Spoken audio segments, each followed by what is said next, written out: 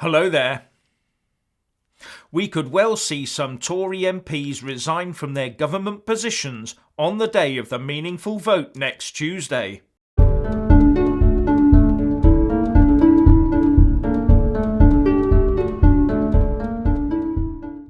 The Prime Minister's backstop-based Brexit plan has made some Tory ministers so uncomfortable that according to reports they will resign unless their concerns are addressed. The Guardian reports the MP for Dudley South, Mike Wood, as saying, "What I have indicated to the Prime Minister is that while I support most of the deal, I have some big issues with the backstop. If some of those aren't addressed, then I don't think I will be able to support it. Clearly, the ministerial code says that if I can't support, I would have to resign. I am very much hoping that there are enough changes and reassurances by Tuesday for me to vote with the government." And he is said to be just one of about a dozen. And this will put a significant hole in the dwindling support for her deal that Theresa May does not enjoy. And the government response to this is to hype up Project Fear to now unforgivable proportions by telling sick and vulnerable people that they will be at risk of no medicines if we leave without a deal, or more specifically, don't grab May's deal. The Health Secretary, Matt Hancock, has been out and about talking about flying in drugs and healthcare rationing, with the press eagerly egging it on, but not asking why we were told a few weeks ago that the ports are ready, and further that they might see a boost in port activity in the north after Brexit. One minute we're being told that no deal planning is all in hand, and the next this blatant fear-mongering. And the reason is that this is all part of Project Terrify, to ensure that people are scared into either supporting May's Brexit in name only deal or the establishment preference for a full reversal of the UK exit from the EU.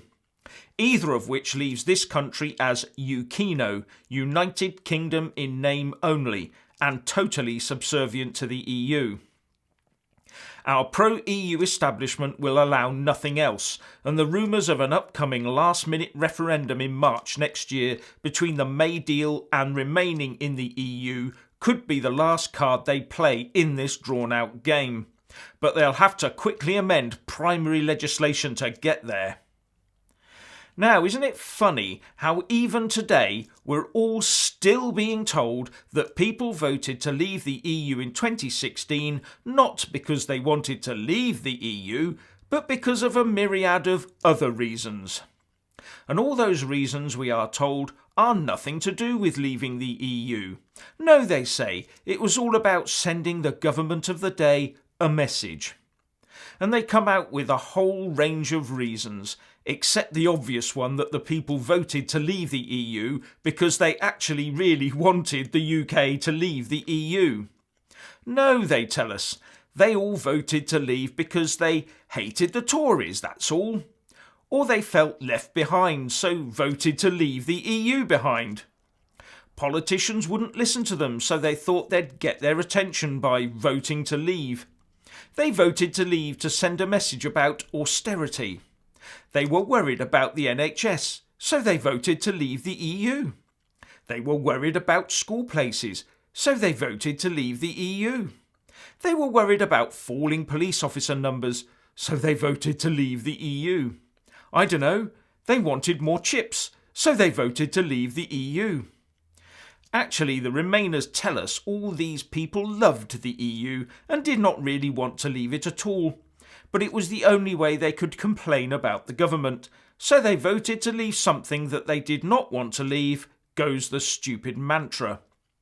Or they say it was because the Leave voters were thick and uneducated and unable to understand, and just dragged their knuckles in following Boris Johnson into the polling booths to put a cross in the Leave box. Or worse, that Leave voters are all xenophobic and bigoted. But at the end of the day, they keep arguing it wasn't about the EU, it had nothing to do with the marvellous EU. However, I'd just like to point out that people are generally savvy enough to understand that if you shovel billions of pounds of money abroad every year while importing cheap labour, there is going to be a detrimental effect on wages and the nation's infrastructure like roads and the NHS. People are also generally savvy enough to understand that if we have a basically undemocratic system making our laws in Brussels, which our Westminster politicians then have to rubber stamp into law, whatever other promises they make on the doorstep, then there is already a disconnect built in between the people and their politicians. People are also generally savvy enough to understand the concepts of supply and demand in housing, and that if you have an open door policy which is taken advantage of, then accommodation prices will rocket, whether you rent or buy, whatever rules or regulations government tries to put in place to address it. People see it up close and personal when they and their children can no longer afford a nice comfortable place to live in at a reasonable price. And then pro-EU politicians complete the disconnect by telling the people of the UK that we need ever more increasing numbers of people to build the houses that never get built. They say we need more people for the doctors and nurses, while waiting lists go up, however much money is supposedly pumped into the service. We must have more people to work to pay more tax, they claim, as police numbers go down and armed forces personnel numbers reduce due to lack of funds, but the national debt spirals ever upwards. People are generally savvy enough to see through this lie of EU funding that is trotted out at every opportunity, even by some sorry MPs in this sorry current debate in the last few days. The people can see that it is their own money halved and then given back to them with an EU stamp on it together with instructions on where they are allowed to spend it. The voters do not need to be rocket scientists to see the obvious, but it takes politicians who think they are clever to try and spin otherwise, and in doing so really prove they are not listening as they take their instructions from Brussels. No, when the people voted to leave the EU in 2016, they knew exactly what they were voting for: to leave the European Union. That's what it said on the ballot paper. So, please let us all know what you think about all of this by leaving a comment below, and thank you for watching. Please do like and share this video, and also subscribe to my channel.